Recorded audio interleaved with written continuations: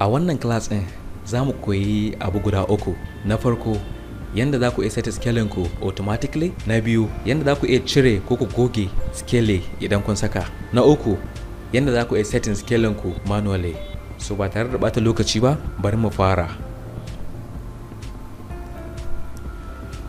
Domin saka scale ku automatically, za ku duba zanen ku domin ku ga wani scale ne aka yi amfani da shi ma wannan zanen. A wannan zanen an yi amfani da scale 1:100. Amma kafin mu saka scale mu zuwa 1:100, ina son ku yi noticing wannan note ɗin wanda ya ce not to scale. Daga lokacin da na saka scale na zuwa scale 1:100, wannan note ɗin da ya ce not to scale zai canja zuwa scale 1:100.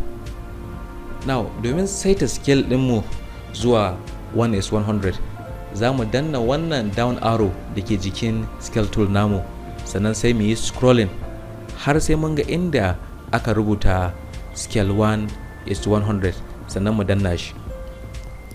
Mu karanta wannan gargaɗin sai mu danna cewa mun yarda. Za ku ga cewa wannan note ɗin ya canja zuwa scale 1:100. Wannan ya nuna cewa drawing ɗinmu is now set, kuma za a iya fara taking off da shi. Amma what if kai clicking kan wrong scale mistakenly, kuma kana son ka goge ka saka sabon scale? Domin ka cire ko ka goge scale da ka riga ka saka, za ka danna directly kan scale tool naka, sai ka danna clear scale, ka danna cewa ka yarda. Za ka ga cewa scale 1:100 ya goge ya koma not to scale, wanda haka zai baka dama domin ka canja wani scaling. Domin saka scale ɗinmu manually, muna buƙatar mu ɗaukar reference distance wanda software za ta yi amfani da shi domin ta ƙirƙira ainihin scaling da aka yi amfani da shi for wannan drawing, ko da kuwa a ce ba a rubuta scaling ba a cikin zanen.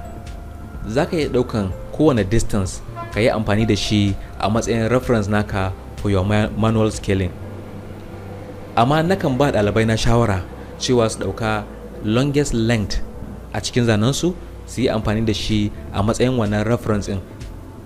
A wannan zanen longest length shine wannan 33.61 meters. Now, domin setting scale ɗinmu manually, za mu danna directly kan scale tool namu, sai mu rubuta wannan reference distance na 33.61 meters, sannan mu danna OK. Software ya ce click first point of the dimension for scaling.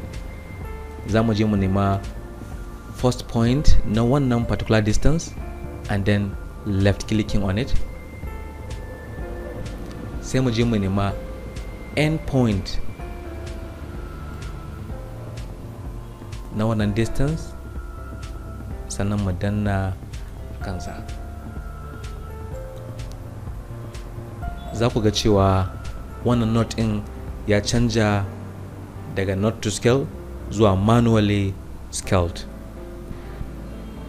Domin testing ku ga cewa scale ɗinku an seta shi daidai ko akasin haka, za ku samu any distance ko dimension na window ko dimension na door ko dimension na wall, ku yi amfani da shi a matsayin gwaji.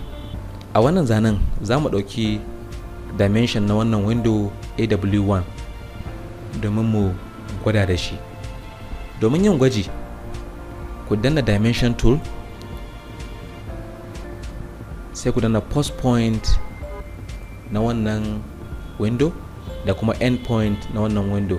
Idan muka samu 1.5, ya nuna cewa scale ɗinmu is set right. Idan kuma muka samu akasin haka, ya nuna cewa akwai matsala da wannan scaling, sai mun ƙara setting nashi. A wannan class mun koya yadda za ka iya setting scale ɗinka automatically, yadda za ka iya cire ko ka goge scale naka, da kuma yadda za ka iya seta scale ɗinka manually. Kar ku manta ku danna like, ku yi subscribing, sannan ku yi sharing, ku danna ƙararrawa domin samun videos na PLANSWIFT da Hausa da zarar na ɗora. Na gode.